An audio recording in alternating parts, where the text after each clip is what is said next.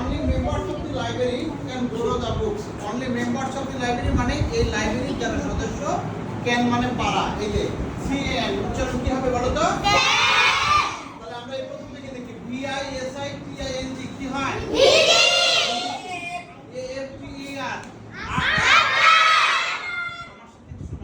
AFTER after ঠিক আছে? WANTED কি হবে?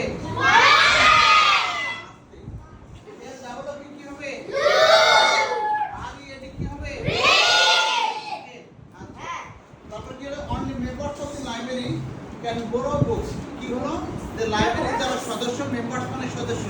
can মানে পারে borrow মানে ধার নেওয়া ঠিক আছে এই লাইব্রেরির যারা সদস্য তারা এই বইটা নিতে পারে so Biplab wanted to become a member so মানে তাই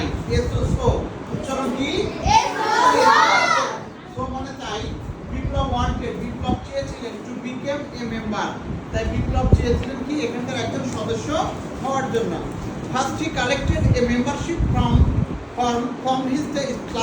class teacher তাহলে কি করলেন ফার্স্ট মানে প্রথমে হি মানে সে কালেক্টেড এদিকে তাকাও C O double L E C T E D উচ্চারণ কি হবে বলো তো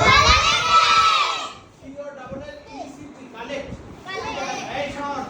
C O double L E C T collect T E D তাহলে কি হলো কালেক্টেড মানে সংগ্রহ করেছিলেন first he collected membership from his school teacher সর্বপ্রথম সে বিদ্যালয়ের শিক্ষকের কাছ থেকে এই মেম্বারশিপ ফর্ম সে সংগ্রহ করেছিলেন then he wrote a information on the following form wrote মানে লিখেছিলেন ইনফরমেশন মানে তার বিষয়ে তথ্য দিই on the following form এবং এই ফর্মে সে কি করলেন তার বিষয়ে তথ্য দিই সে লিখলেন আমি আবার পড়ছি AFCER after visiting the book fair Biplab wanted to read more books এই বইমেলা যাওয়ার পরে বিপ্লব আরো বেশি বেশি বই পড়তে চেয়েছিলেন he wanted to get books from his school library সে তার বিদ্যালয়ের লাইব্রেরি থেকে কি চেয়েছিলেন বই নিতে চেয়েছিলেন only members of the library can borrow the books এই বিদ্যালয়ের যে সদস্য তারাই কি করতে পারে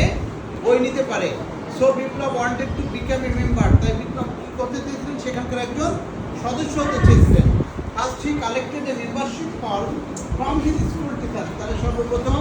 তিনি তার বিদ্যালয়ের শিক্ষকের থেকে একটা ফর্ম সংগ্রহ করলেন then he wrote information in the following form তারপরে এই যে ফর্মে সে তার তথ্যগুলো সে লিখে দিলেন বা লিপিবদ্ধ করলেন পরবর্তীতে আমি যেটা দেখি